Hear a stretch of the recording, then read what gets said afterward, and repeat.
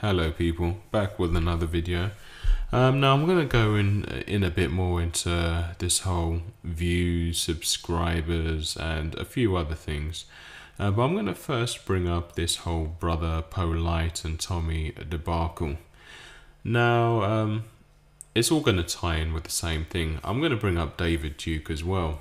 Now in one of my previous videos from last year, I brought up the fact that Tommy he lied on his, if you go to his website in regards to the Fatherless America, he claims that he gets 12 million views a month, which is ridiculous. Tommy doesn't even get a million views a month. In fact, I'll be surprised if he gets a 500,000 legitimate views a month. Okay. Even with his inflated, the whole buying viewers, subscribers thing, he doesn't get anywhere near a million views per month. Now, the reason he would do this and tell such big lies is when he wants to arrange certain things for himself. Now, for instance, if he goes to a third-party entity and says, hey, take a look at my channel, look at my views and my subscribers. If you do business with me, it's going to hit a large audience. Just like, for instance, with David Duke. When David Duke, I think before he did the interview with Tommy the first time round, he was trying to convince people on Stormfront that it would be a good thing for him to do. And one of the things he was trying to portray to his fellow white supremacists was the fact that Tommy had a lot of views, so they could expose their beliefs to a lot of viewers. Now, I kind of, in a weird way, I felt slightly sorry for David Duke, as I thought, well, actually, David, you've been tricked as well. Tommy isn't getting those kind of views, okay? And anyone that could have done a bit of research could have seen that themselves. But David Duke, the first time round, he went ahead with it, and he seemed to have enjoyed his time with Tommy so much. You know Tommy, the nodding monkey who just agrees with everything any racist says about black people. So clearly he thought, this is a good Negro, I could do with being around him, he's not going to cause any problems or ask any uncomfortable questions.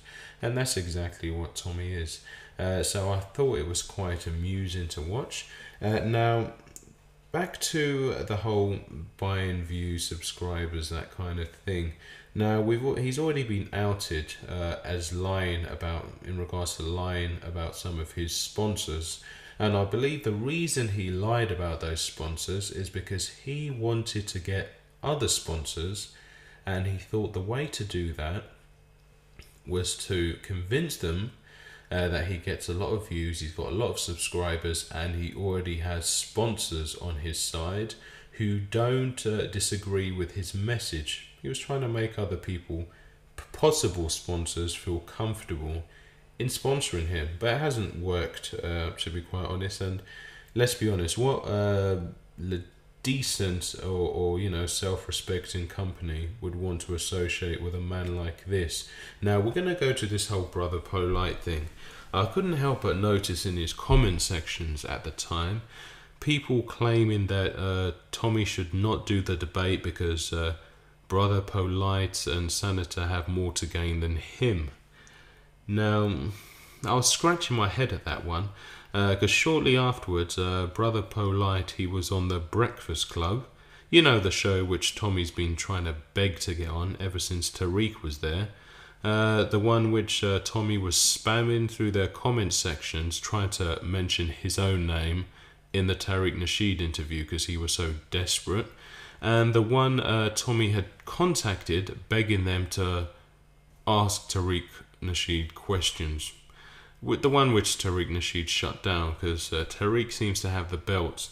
But anyway, so Polight was on the Breakfast Club. The Breakfast Club Tommy can't seem to get on at the moment.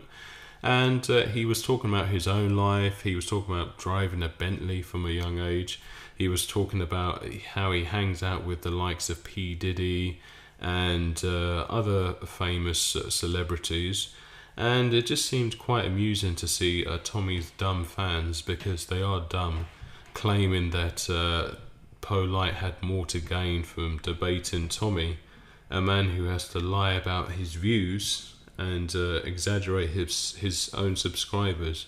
They felt that Polight had something more to gain from Tommy than the other way round, which was ridiculous. Now, if you look on his Mr. Madness channel, from about 8-9 months ago, he was making videos on Polight and Senator, trying to get their attention. It wasn't the other way around. Now, granted, they're thinking to themselves, possibly because of Tommy's apparently big channels, they thought, hey, maybe they'll get something out of it. But the fact of the matter is, there's one thing that Sotomites didn't really think about, and that is, if Tommy would have been a big pull for the debate in New York, how come when Tommy was having his own, he wanted to do his own tour, when he started his own tour, in every city that he went to, no one showed up? Yeah, I think one of the cities he had like, I don't know, almost 12 people. That was including Tommy, his, his cheap looking bodyguard, and also he had his daughter with him.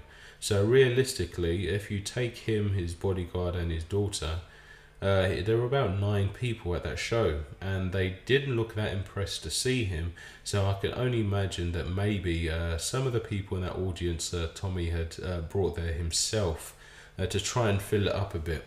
Now, the venues were the size of a large toilet, to be quite honest, and he still couldn't pack that out.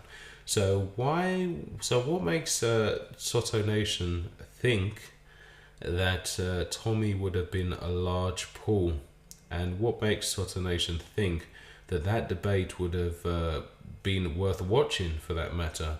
Because we know Tommy's not bright. All that would have happened is Tommy would have lost the debate, because when Tommy tries to deal with an actual intellectual, let's be honest, without that mute button, Tommy would get fucked up. Let's just be realistic.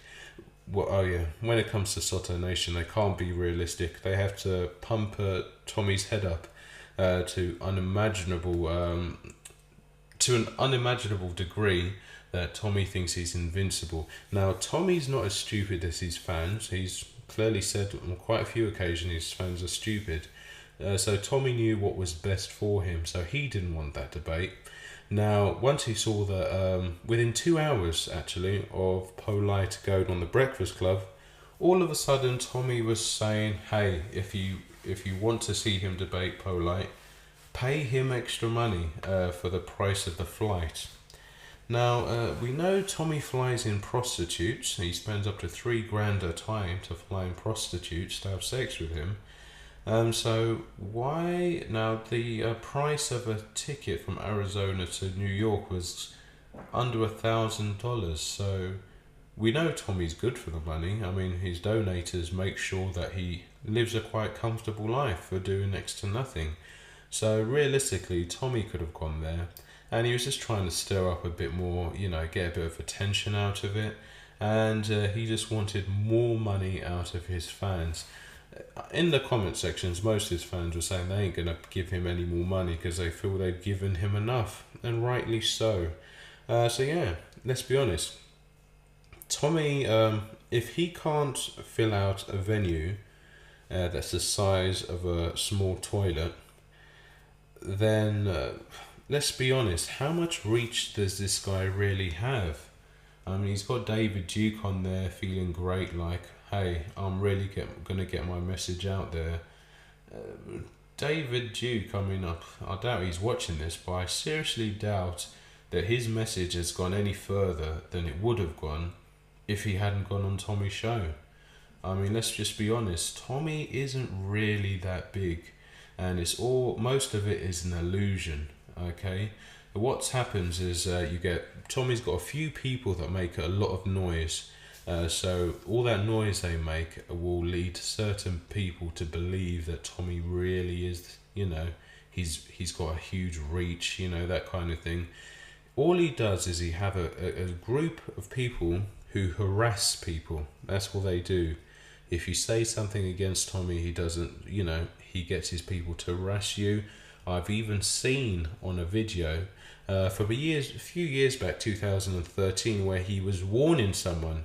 He said out of his own mouth, now I'm paraphrasing here, this is how it sounded. He said, I might not be the, you know, I might not have that much of a reach, but I've got certain people who follow me who you better be careful of, that kind of thing. So he's trying to threaten people with his fans. He was trying to imply that he's got some unstable fans that could possibly do some harm to someone else on his behalf. It's a load of shit. To be honest, he has got some unstable fans, but they're just as, I hate to use the word, but they're just as pussy as Tommy, to be honest. All they are is a bunch of grown adults that harass people, that ring people over and over again, send threatening emails, and leave silly comments in people's YouTube comments sections. That's all they do.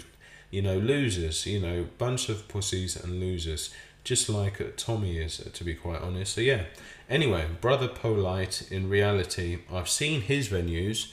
When Brother Polight goes out in the real world, you know, like the rest of us, unlike Soto Nation, when Brother Polight goes in the real world and he does his lectures, you know what I see?